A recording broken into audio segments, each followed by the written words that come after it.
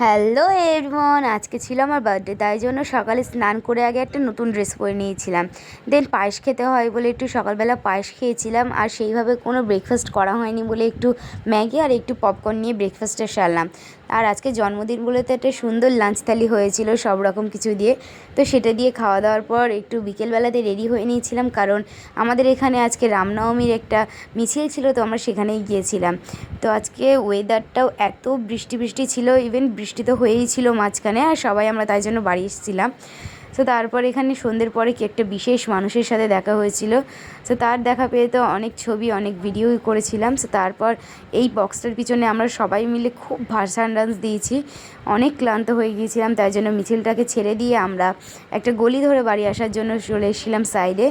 তারপর সামনেই মায়ের মন্দির দেখতে পেয়ে এখানে দাঁড়িয়ে যাই, আর এখানে সবাই মিলে কিছুক্ষণ, পাশেই নদী ছিল বলে নদীর ধারে বসে সন্ধ্যেটা কাটিয়েছিলাম। তো তারপর বাড়ি এসে ফ্রেশ হয়ে একটু ফ্রাইড চিকেন অর্ডার করা হয়েছিল, তো সেটা খেয়েই আজকে দিনটা কাটালাম।